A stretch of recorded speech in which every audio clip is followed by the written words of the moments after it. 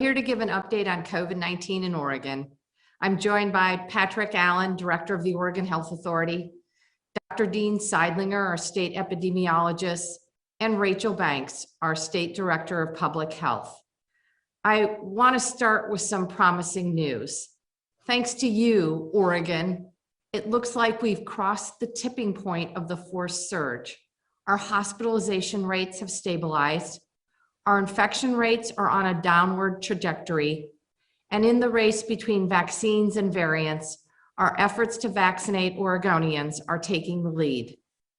With daily vaccination rates recently averaging over 34,000 per day, we are certainly making headway against this virus. While we know that daily vaccination rate may slowly decline in the coming weeks, this week we will celebrate that 2 million Oregonians have received a first dose, more than half of our adult population. I'm incredibly pleased that we've made this progress. It brings us to a pivotal moment we've all been waiting for. We can truly begin taking steps forward and into the next chapter of post-pandemic life.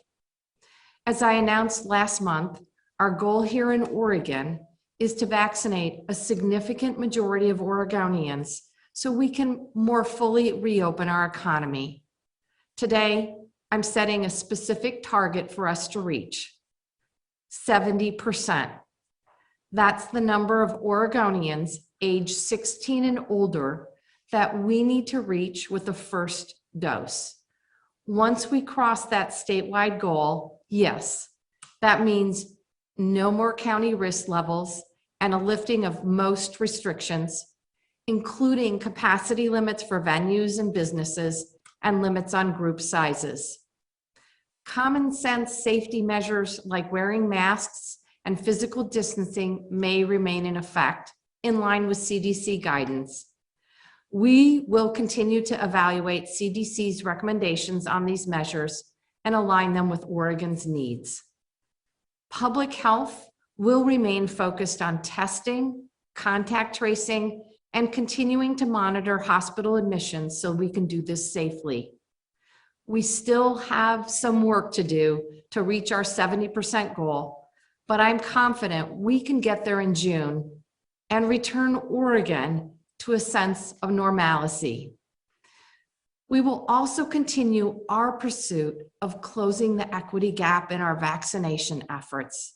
This will remain a priority and a focus as we shift strategies from primarily mass vaccination sites to smaller sites located in our communities. So Oregon, this is our goal. We each play a part. If you have already been vaccinated, thank you. Now, help a friend, family member, or neighbor make an appointment. Spread the word that folks can call 211 or visit covidvaccine.oregon.gov for more information. Walk-in appointments are available in many pharmacies and locations across the state.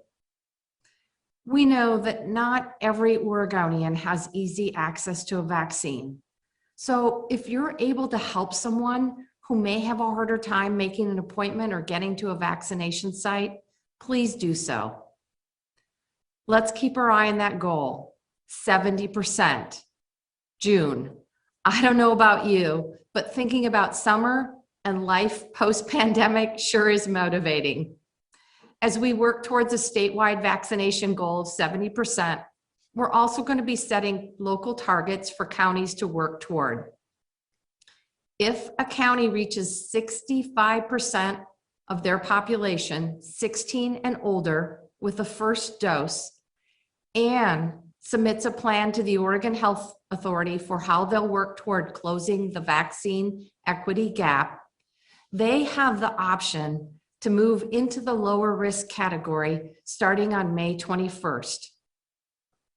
We'll provide additional state resources to help achieve these goals, with counties able to receive 50% of eligible funding as soon as possible, and the remaining 50% upon making progress toward closing their equity gaps. We have some counties that have been leading the pack in their vaccination efforts and will be eligible as soon as next Friday to move to lower risk. Counties like Hood River and Washington County have done exceptional work to help close their vaccine equity gaps. In Washington County, strong partnerships with community-based organizations have brought 27 vaccination clinics to local churches, senior centers, the Muslim Educational Trust, and near the sites of manufacturing and packing plants. These sites have delivered more than 11,000 doses to communities of color. Hood River has mobilized more than 600 local volunteers to assist with their vaccination efforts. The county has maintained accessible, timely vaccine information through a call center that has both English and Spanish information lines. And they've ensured accessibility to open vaccine appointments by coordinating staggered times and dates for community clinics.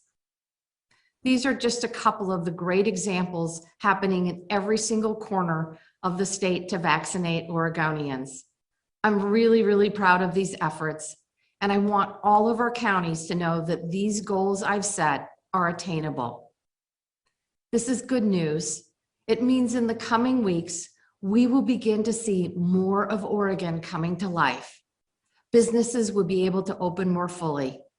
For counties able to move to lower risk, graduation ceremonies with up to 50% capacity will be a reality.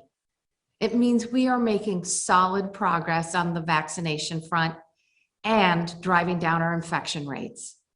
It also means that we are taking tiny steps forward to move past this pandemic and on to the next critical area of focus, and that's economic recovery. I know we're all ready to move Oregon forward. Let's keep our eyes on that horizon, and remember, these next few weeks, it's all about vaccinations. Before I turn it over to Director Allen, I wanted to share my excitement over the news that the FDA has approved the Pfizer vaccine for youth ages 12 to 15. Vaccines are the strongest defense we have against COVID-19. And by getting vaccinated, you're not only protecting yourself, but your family, your friends, and your neighbors. I know parents have a lot of questions, which is totally normal. I encourage parents to talk to their family healthcare provider or pharmacist to get their questions answered. We look forward to hearing from the CDC and our Western State Scientific Safety Review Work Group on their recommendations for next steps later this week. And with that, over to you, Director Allen. Thank you, Governor Brown. I'm Patrick Allen, Director of the Oregon Health Authority. This afternoon, I want to share more information about the vaccination targets Governor Brown announced and how we're measuring them. Tell you which counties are meeting or are close to meeting the targets we've set, and describe the steps the Health Authority and our local partners are taking to help counties reach those goals and safely reopen without leaving any communities behind. I'm joined by Rachel Banks, our Public Health Director, and Dr. Dean Seidlinger, our State Health Officer. They'll be available to answer questions, including questions you may have about our county partnerships and the FDA's decision to issue an emergency use authorization for the Pfizer vaccine for adolescents aged 12 to 15. I want to underscore Governor Brown's message. The county and statewide vaccination targets she announced today stand as a pivotal point in the pandemic. For the first time since COVID-19 reached Oregon, we'll know when we can retire most of the restrictions we've had to rely on to protect us during the time we've been most vulnerable to this novel virus. For the first time since the start of the pandemic, we'll have a clearer picture of how close we are to truly containing COVID-19 in Oregon. Every person who chooses to get vaccinated means the virus has fewer ways to spread and mount any more surges in hospitalizations and deaths, and less chance to mutate in dangerous ways that could spiral us back into high risk. For the first time since the start of the pandemic, we'll be able to say the virus no longer controls the timelines in our lives. We will, if enough Oregonians make the choice to get vaccinated. However, we can't pretend the pandemic is over. By themselves, these COVID-19 vaccination targets don't achieve herd immunity or starve the virus of any ways to spread. By tying vaccination rates to reductions in risk levels, these targets recognize the sacrifices Oregonians have made in achieving one of the lowest COVID-19 death rates in the country. They reward the progress counties can make in their vaccination rates, and they restore greater certainty to businesses that have been buffeted by each wave of COVID-19's resurgence. At a time when vaccination rates are unfortunately slowing across the nation, can we reach these goals? Let's go to the first slide, please. Let's start by taking a look at where we stand right now. Overall, Oregon continues to sustain a greater rate of vaccination growth than most other states as we climb the national rankings. As of today, just under 2 million Oregonians have received at least one dose of a safe and effective COVID-19 vaccine. According to the latest data, 1,994,968 Oregonians have received at least one shot. Overall, 1,490,512 Oregonians are fully vaccinated. According to data from the CDC, 60% of Oregonians who are 18 or older have received at least one vaccination. Oregon vaccinators have now administered at least one shot to 49% of our total population, according to the CDC. Oregon now ranks 21st in the nation, including the District of Columbia, in the percentage of our total population who've received at least one dose. The national average is 46%. We rank 24th in the nation in the percentage of our total population who are fully vaccinated. 36% of all Oregonians are fully vaccinated. Over the past week, our daily average of shots in arms remains above the rate of vaccines administered per day that we will need to reach the targets Governor Brown announced. To hit 70% of adult Oregonians vaccinated with at least one dose by the end of June, Oregon would need to administer 8,700 first doses per day over the next 7 weeks. As of yesterday, we were averaging a total of 34,869 first and second doses each day. As we track Oregon's vaccination targets going forward, here are a few reminders to note. We will use CDC's calculation of percentage of people who are 18 plus to track our progress toward our state level target to vaccinate 7 in 10 adult Oregonians as the marker to lift the risk metrics. We'll use the CDC figures for two reasons. First, the CDC data offers a more comprehensive, complete, and accurate picture of total vaccinations in Oregon because the federal data includes vaccinations administered by the Veterans Administration, Indian Health Service, and other federal entities. CDC data also enables us to compare our progress against the same goal the Biden administration has set for the nation. As a side note, CDC includes everyone who is 16 and older in their 18 plus data. However, the CDC data is not reliable at the county level because it doesn't have enough county of residence information for people who are vaccinated through those federal entities. So for county vaccination rates, we'll rely on Oregon's alert immunization information system. But measuring our overall progress isn't enough. We need to ensure that we're closing the gap in vaccination rates across racial and ethnic demographics as we work to achieve parity in vaccination rates for communities of color. They've been hardest hit by the pandemic. Next slide, please. As this slide shows, vaccination in all the non-white categories except American Indians, Alaska Natives grew faster than the white population over the past 14 days. In the past 2 weeks, the number of people who were vaccinated who identify as Latino or Latina grew at a 24% growth rate. The number of people who are vaccinated and identify as Black grew at 23%. Both those groups outpaced the number of people who are vaccinated and identify as white. That group grew at a 13% growth rate over that time. We still have a long way to go. However, it's encouraging to see so many local partners working together to close the under-vaccination rate among communities of color. From the coast to rural and remote counties, community-based organizations, federally qualified health centers, local health departments, and regional health systems are holding pop-up clinics, intensifying outreach, and taking other steps to reach under-vaccinated communities. The numbers show it's making a difference. I'll talk more about how we're holding counties accountable for continuing to close this gap in a moment. Now let's take a closer look at when and if we might be able to vaccinate 70% of adult Oregonians. Let's go to the next slide, please.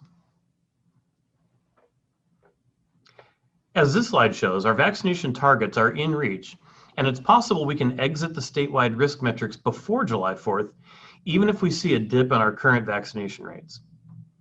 Based on our current trajectory, Oregon is currently on track to overshoot our target and actually vaccinate 8 in 10 adults by mid to late June. That trajectory is shown by the bright green line on the top of the graph. However, while we've maintained a 3% week-over-week growth rate, we've seen our daily numbers of doses administered begin to slip slightly. So, what if our current trajectory changes? If that slight weakening in our daily average turned into a 25% drop in our vaccination rate of growth, we'd still expect to have vaccinated 70% of adults by mid to late June. That trajectory is shown by the lighter green line. If the bottom fell out and our vaccination rate dropped by 50%, we'd still expect to have vaccinated 70% of adults before July 1st. That trajectory is shown by the red line. If we see what we believe is the most likely trend, vaccinations slow by about 10% and plateau at that level, Oregon should still expect to have vaccinated 7 in 10 adults around the third week in June, still about 2 weeks ahead of the federal target. That trajectory is shown by the yellow line. But what about the counties? How many counties can expect to reach 65% before summer? How many people does each county have to vaccinate to hit the level where they can drop to low risk or lift the risk metrics? Next slide, please. As you can see in this chart, 2 counties, Benton and Hood River, have already vaccinated more than 65% of adult residents. They are ready to move to low risk on May 21st unless they opt out or do not submit an equity plan. 4 counties, Deschutes, Lincoln, Multnomah, and Washington, have vaccinated more than 60% of their adult population. They likely will reach 65% soon and should be ready to move to low risk by May 21st, unless they opt out or do not submit an equity plan. 5 counties, Clackamas, Clatsop, Lane, Polk, and Tillamook, have vaccinated more than 55% of their adult population. If these counties maintain healthy week-over-week rates of growth in vaccinations, they should be eligible to move to low risk before the entire state reaches the target of vaccinating 70% of adults. When you look at these counties, they include rural and urban communities. They span the coast, the valley, and the east side of the mountains. We know that the different points of view that characterize so much of the national discussion can get carried into issues at the state level, such as vaccinations. But these counties show that you can't make assumptions about Oregonians, and every county can protect its residents by hitting a high vaccination rate, no matter its geographic location or partisan orientation. What about the remaining counties? While other counties are further behind, many have relatively small numbers to achieve that 65% target. For example, Umatilla County needs to reach fewer people to hit 65% than Clackamas or Lane counties, even though Umatilla is much further behind as a percentage. So, what are we going to do to help counties hit those targets? And how will the Oregon Health Authority partner with counties to not only make sure they continue to expand vaccination rates, but also achieve parity across all their racial and ethnic communities? Over the coming month, you'll see a shift in focus away from mass vaccination clinics toward a less centralized approach. The mass vaccination strategy was essential to quickly immunizing large numbers of people and managing the process of prioritizing limited eligibility when we had limited doses. And I want to thank our health system partners for taking on this difficult task and operating these clinics with such impressive efficiency. We've vaccinated 2 million people and outpaced most other states thanks to their efforts. However, appointments at mass vaccination sites are starting to slow down. Now we need to transition to the next phase of the vaccination strategy, which is designed to better address the needs of people who have not yet chosen to get vaccinated. As the pace of vaccinations has slackened across the nation, you hear a lot about people who are resistant to vaccinations and won't be convinced to get one. You hear a lot about people who are vaccine hesitant. They're wary or skeptical, have questions, but they still haven't made up their minds. Then there are people, I think, who fit a different category. Let's call them vaccine inconvenient. People in this group aren't opposed to getting a vaccine. They just haven't yet prioritized taking the time out of their busy lives to do so. Our phase 2 strategy is designed to make it simpler and easier for vaccine hesitant and vaccine inconvenient people to get immunized. In coming weeks, we'll continue to move doses to familiar places where people typically get a flu shot or other vaccinations, such as outpatient clinics operated by a health system or an independent clinic, or inpatient clinics at hospitals. We'll also shift clinic locations from mass vaccination sites to smaller community-based sites such as schools. We'll work with county health officials and CBO partners to stand up more pop-up community-based vaccine events. We'll work with our local partners to site clinics at other mid-sized, closer to home and culturally responsive locations in the community. Let's go to the next slide, please. Finally, I want to talk about the way OHA will work with counties to ensure we close the vaccination gap for communities who've been hardest hit by the COVID-19 pandemic. As Governor Brown described, before a county can move to low risk, they will have to both vaccinate 65% of their population over 16 with at least a first dose, and submit a plan that demonstrates that local public health officials are committed to working with community partners to maximize meaningful, low barrier access to vaccines for historically marginalized communities and reduce vaccination inequities. The earliest a county may move to low risk is May 21st. Any county that meets the vaccination rate target and opts to move to low risk would need to submit their vaccination equity plan by May 14th. Public health staff at OHA will review the plan for adequacy and completeness and have follow-up discussions with the county. Any movement in risk level would be announced on May 18th, and the change in risk levels would take effect on May 21st. We'll follow that weekly cycle going forward. However, we encourage all counties to submit their plans well in advance of the weeks they want to change risk levels. In reviewing county equity responses, OHA staff will look for plans to conduct effective outreach to those who have not been vaccinated, steps counties are taking to ensure that vaccine sites are culturally responsive, linguistically appropriate, and accessible to people with disabilities or other unique access needs, partnerships with community-based organizations to address inequities in vaccinations, partnerships with employers to ensure that agricultural workers and other frontline workers have access to vaccines, plans to reach people experiencing houselessness and other people who are at risk of severe COVID-19 illness or death have access to vaccines, and activities to strengthen vaccine confidence in their community. OHA will support these local efforts by sharing effective outreach strategies developed in partnership with organizations serving communities of color, grants to counties to reduce vaccine inequities, distributing weekly data reports with counties to help them track progress, connections to CBOs who can partner to increase vaccinations. Once counties have demonstrated they're making progress to implement their plans through the summer and close the vaccination gap in their community, we'll release the second allotment of funding. Next slide, please. In closing, I want to say to everyone who hasn't been able to get vaccinated, vaccination is a personal choice. And the more people who choose to get vaccinated, the sooner we can all get back to seeing the people we love, doing things we enjoy, and returning to the normal ways we live our lives. Medical experts continue to tell us the COVID-19 vaccines are safe and effective, and they're free. It's normal to have questions about COVID-19 vaccines, and there are many places you can get your questions answered, starting with covidvaccines.oregon.gov. Find out where you can get a vaccine so you can keep yourself and the people you love safe from COVID-19. With that, I'll turn it back over to you, Governor Brown. Thank you, Director Allen. And with that, we're ready for questions, Charles.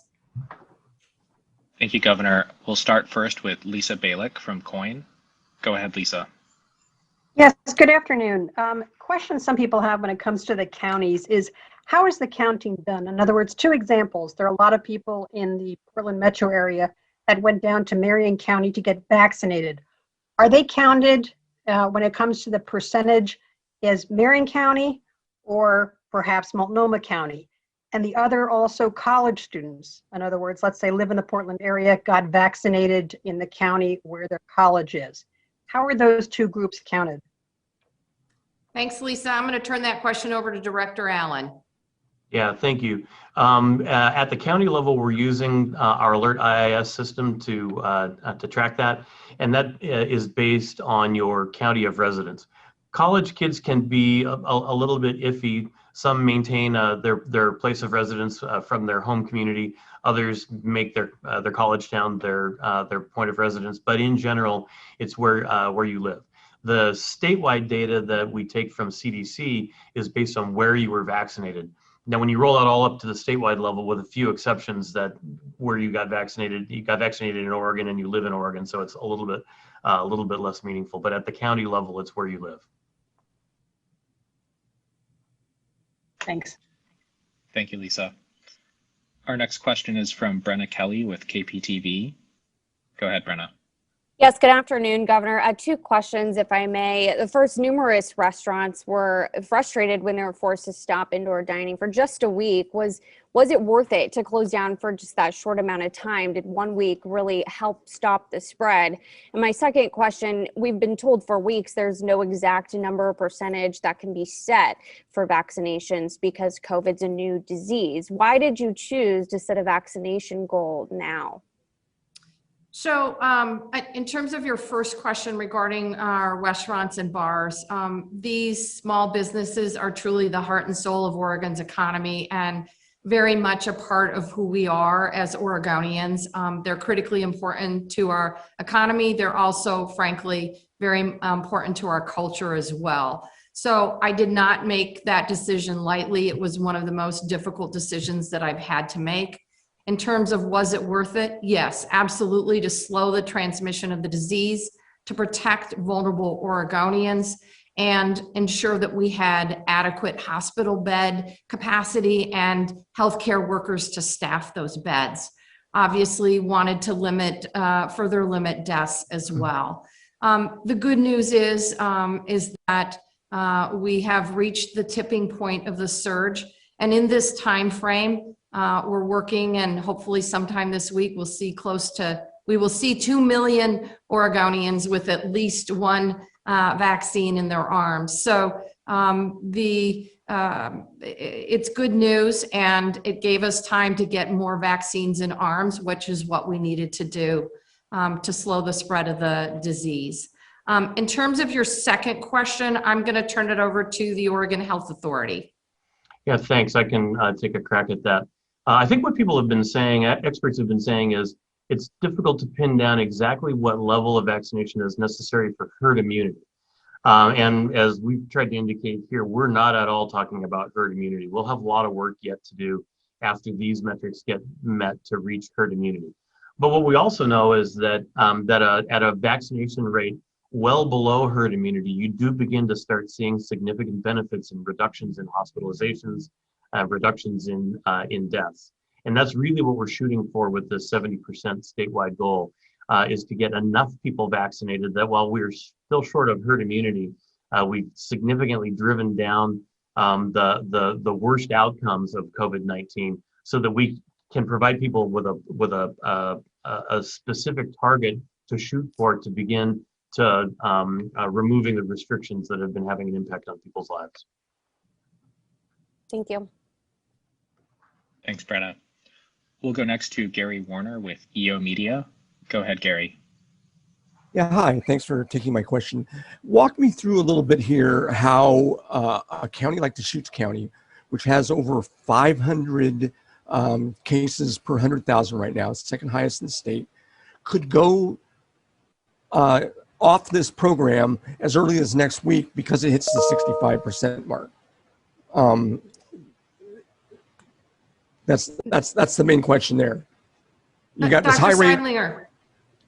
Go ahead. I'm sorry. Was there anything else, Gary? No. Just that there's this very high rate, and then if they hit the 65, they automatically go to lower risk. I'm not quite sure I get that right.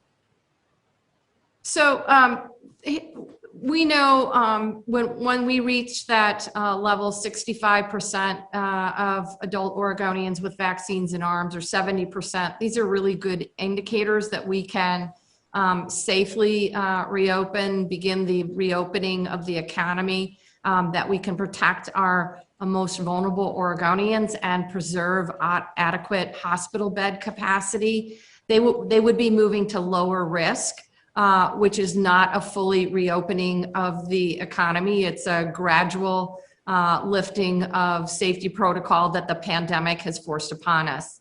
Dr. Seidler, do you want to fill in there? Thank you, Governor Brown, and thank you, Gary, for that question. I think, vaccination is not a tool that we had in November when the county risk level metrics were implemented. With vaccinations in hand, we're seeing a tremendous reduction in cases. We saw that initially in our senior population, with percent of seniors represented in cases and hospitalizations going way down. For counties who meet a metric of having 65% of their 16 and older vaccinated, that offers many less opportunities for the virus to transmit from one to another. And so the rates in Deschutes County, as you mentioned, are high, and they're still higher than we'd like, but they're flattening and they're not increasing. And with more people getting vaccine, we're going to see that rate go down. So some of the opportunities for transmission just aren't there. So those opportunities can become available to everyone in Deschutes. If I could just maybe add Oh, go ahead, Pat. Sorry. Well, I was just going to add a tiny bit to that. I think one of the things about the vaccines is they're extraordinarily good at preventing serious illness and death. And so as more people get vaccinated, the relationship between cases and hospitalizations begins to break down. We've already begun to see that happen, and it accelerates as we get to higher levels of vaccination. So you get to a point where number of cases isn't nearly as important as number of hospitalizations, and those two things, you can have plenty of cases but with a lot fewer hospitalizations, which is really what we're focused on. How would this affect major events, sort of like the Pendleton Roundup, things like that? If they're in this lower risk category, are those events going to be allowed to go forward automatically, or is there still some sort of standard that has to be met? Well, Gary, you happen to pick one of my personal favorite events, the Pendleton Roundup, and I know that's usually the second week in September. And I would fully expect, as I mentioned earlier, there may be some CDC guidelines around masking that we will want to align with as we're meeting Oregon's needs. But I would fully expect that we will be able to let our buck, so to speak, in September. Great, thanks. Thank you, Gary. We'll go next to Genevieve Rayom with K2. Go ahead, Genevieve. Hey, thanks for taking my questions. I have a few, but I will keep them short and sweet. The first one has to do, if I can pivot a little bit, to talk about the money that's coming into the state of Oregon, thanks to the ARP, the American Rescue Plan. So we know that the state of Oregon is expecting to get $2.6 billion. Now that money is just going to the state government level. How are you going to ensure there is equity in the use of this money, especially to marginalized communities or people in marginalized communities? That's a really good question. And frankly, the focus of my administration as we move forward and move into fully reopening the economy, I expect my administration and the legislature to put the voices of our historically underserved communities at the center and forefront of that conversation. You might recall I created the Racial Justice Council several months ago. The goal of the council was to center equity in our budget decisions and our legislative agenda. And we've done, I think, a very good job of doing that. But racism will not be eradicated overnight. It will only be eradicated the way it was built, brick by brick. And we have to do everything we can as a state, as a community, to continue that work and centering the voices of our historically underserved communities, our Black, our Brown, our Latino, Latina, Latinx, Asian, Pacific Islander, African American, tribal, Native American, and Indigenous communities have to be at the forefront. Thank you, Governor Brown. And a follow-up to that, we know that the state has been anticipating this money for about 2 months now.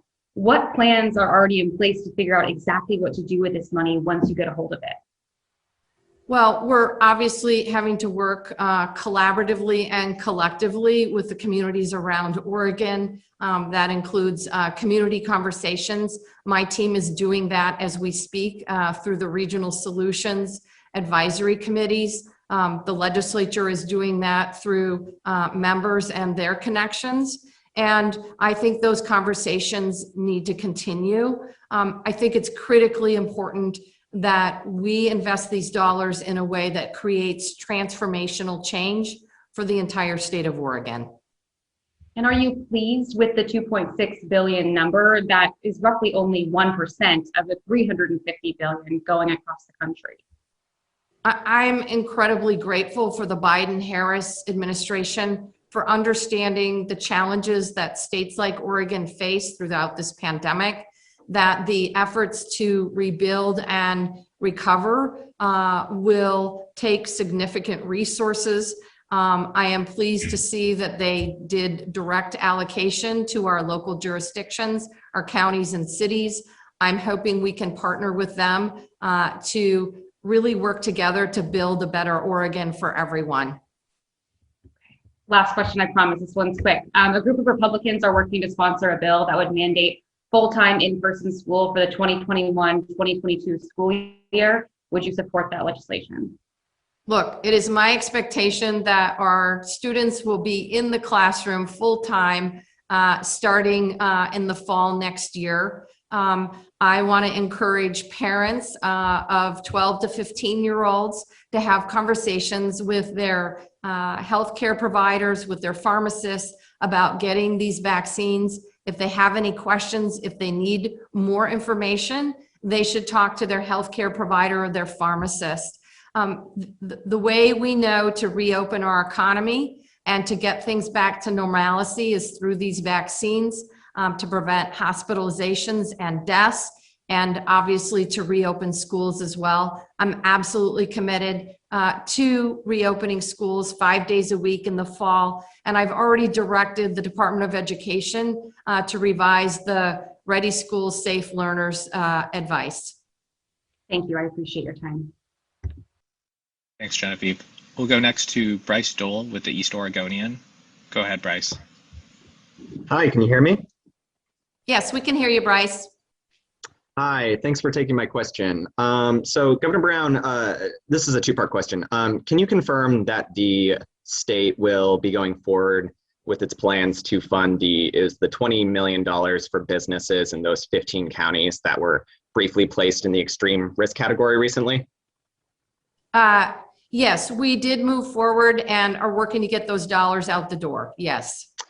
Okay, so my question is, so can you explain the reasoning for funding those counties for that shorter lockdown rather than fund other counties? Like, for example, only one county was under extreme risk and other lockdowns longer than Umatilla County, and that one county was Multnomah. Two other counties were under restrictions for the same amount of time, roughly 180 days. Each of those counties are getting funds in hundreds of thousands of dollars. Umatilla County isn't getting $1 because it wasn't in extreme risk for those few days. I guess I'm just kind of wondering like why that is, and what do you say to officials that say that you're ignoring communities where businesses have been hit especially hard by high cases and the ensuing restrictions? Look, there's absolutely no question that our businesses across the entire state have been hit hard by this pandemic. The move to extreme risk was because of a maximum capacity in terms of hospital beds and healthcare workers. It was extremely important that we do that. I wanted to make sure that we got money out the door as quickly as possible to help our small businesses in those counties. We are obviously working with our counties across the entire state to make sure that they have the resources they need to rebuild, to recover, and to create a more just and equitable Oregon. As we just mentioned, there will be another $20 million going out the door to our counties to help with their vaccination efforts. I fully expect all of our counties to take advantage of these resources. In addition, the federal government is adding resources to our counties and specifically to our small businesses across the entire country. So those resources are available as well. Okay, thank you. And Director Allen, I have one question. I'm wondering how you plan to integrate like vaccination rates from other entities into this plan. Like, for example, hundreds, if not thousands, of like Umatilla County residents have been vaccinated by tribal health officials with like the Confederated Tribes of the Umatilla Indian Reservation. My understanding is that they report a lot of that data to like the CDC, and other residents have also gotten, vaccinated in places like Washington. So like, how do you integrate that data into these plans that you've set forth today? Yeah, thanks. Most tribes in Oregon actually do report into the Alert IIS system, and actually, as of today, I believe all 9 federally recognized tribes in Oregon report. There was one tribe that for a time was not, but they started reporting, I want to say 2 or 3 weeks ago, and Yellowhawk has been reporting throughout into the alert system. And Bryce, I will just say we really appreciate the efforts that our tribal nations in Oregon, the 9 federally tribes, are making to ensure not only their tribal members get vaccinated, but their community members get vaccinated as well. We really appreciate that partnership. Now, I will say, Bryce, that VA is another matter. The VA has not been reporting into the federal system. It's about 100,000 doses. That's across all federal sources, but a lot of that is VA. At a statewide level, that's not a ton. That makes a big difference. But in some places, it can make a big difference as a major source of vaccinations in a particular community. And we're looking at ways to try to figure out how to adjust for that, because despite everyone's best efforts, we simply can't get that data out of the federal government in a way that's reliable. Okay, thank you for your time. Mm-hmm. We have time for just a few more questions. We'll go next to Pat Duris with KGW. Go ahead, Pat. Thank you. First, I was wondering if we could just nail down how many people are left to hit that 70% goal. I was doing some rough napkin adding, which is always dangerous, but it looks like maybe 439,000. I wonder if OHA could verify that. Thanks, Not here without a calculator. We'll get you a number, Pat. All right, thank you. And then just a question about the 70% number. Governor, how did you come up with that, or the OHA? How did you all agree on that? Because I appreciate that you say it's far below herd immunity, but it sounds like herd immunity. And I wonder if people are going to get confused, but there's actually about 500,000 people not counted in that number if you're going 16 and older. Thank you. Well, no, it's not herd immunity. And the number was a collective effort. As you might recall, I meet weekly with our medical advisory panel. We continue to rely on experts, healthcare professionals, and physicians and nurses and that are at the Oregon Health Authority in making these decisions. What we know is this right now, that Oregonians have done a really fine job getting vaccinated once they get their first vaccine. Right now, 95% of people return for their second dose. We know this week, hopefully tomorrow, that we will reach 2 million first doses in arms, which is really exciting. And we know that this is a really good indicator that we are able to limit the spread of the disease, protect vulnerable Oregonians, and ensure that we have adequate hospital bed and healthcare worker capacity. Dr. Seidlinger, do you want to add anything to that? No, Governor Brown, that was very well stated. I think the goals that we are talking about are percentages of currently eligible people, as you mentioned, so that's 16 and older. It doesn't mean we don't have work to do to continue to increase vaccination rates in that population, to add on the 12 to 16-year-olds when they become available later this week, we anticipate, and even to add on younger children if they are approved or authorized under FDA's emergency use authorization. So we will continue to work with our healthcare partners, our community-based organizations, our local and tribal public health authorities to get vaccines into arms of every eligible Oregonian and to answer questions and address any hesitancy or concerns that they have. All right, thank you. Thanks, Pat. We have time for just 2 more questions. We'll go next to Amy Green with the Oregonian. Go ahead, Amy. Thanks. I have a kind of a 2-part question. I'm wondering if I understand this correctly, if it's smart to lift restrictions on counties with low vaccination rates when the rest of the state reaches 70%. So you have like Umatilla, you have Malheur, a bunch of other counties, Lake, that are in the low 30% right now. Won't this create a situation if you lift restrictions statewide that there could be flare-ups or outbreaks in those counties because they have such low vaccination rates, and doesn't really serve as motivation for them to reach a high level of immunity through vaccinations if they're just going to be brought up by the rest of the state? Well, we fully expect the work of public health to continue around contact tracing and other measures, and I'd ask that Director Banks speak to that. In terms of the vaccine hesitancy in communities around the state, look, here's what we know. Oregonians every single day continue to get vaccinated.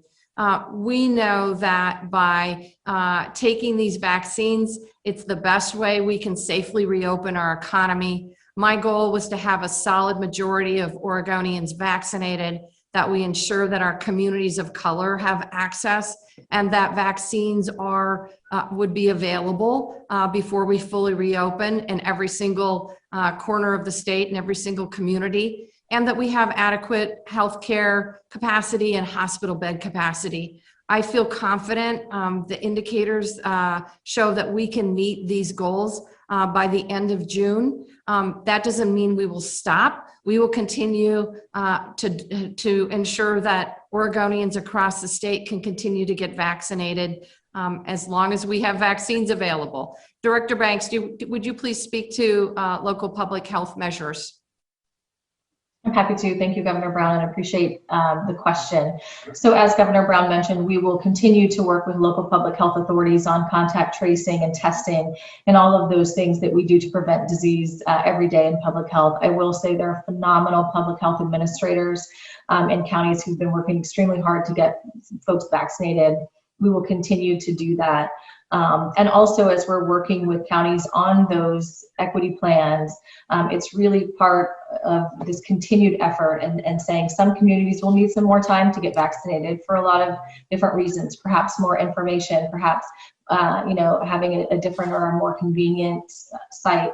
So those are things that we will all continue to work on in the public health system, as well as, once again, just containing disease like we do every day, as well as vaccinations, which are core or bread and butter public health work. Let me just make sure I understand. So let's say Malheur County is at 35% of people 16 and older who are partially vaccinated. The rest of the state is at 70%. Most statewide restrictions will be lifted in Malheur County, as well as the rest of the state, also understanding that if it's at 35% partially vaccinated 16 and older, that's really more like 25% of the population, or somewhere down lower, of the general population that's fully vaccinated, that we're going to lift restrictions there. That's correct. Correct? Okay, thank you. Thanks, Amy. We have time for just one more question, so we'll go next to Amelia Templeton with OPB. Go ahead, Amelia.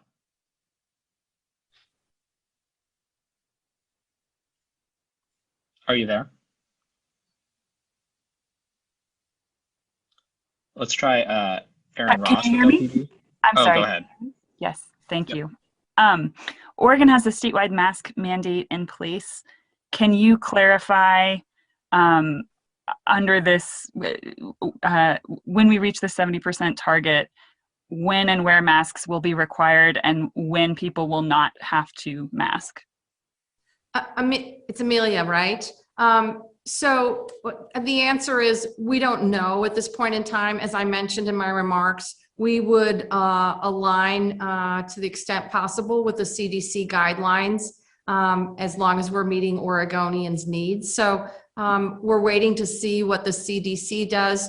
As you're probably aware, Dr. Fauci has given some indicators, and we'll wait and see what happens with the CDC.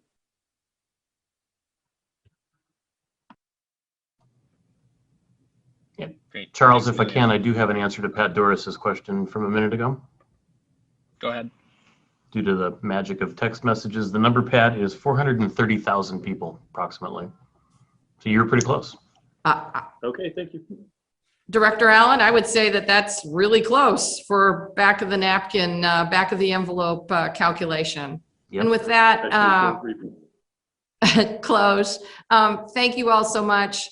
please, please, please, we're doing a really fine job getting Oregonians vaccinated. Let's get this done. Let's get our economy fully reopened and enjoy our summer. And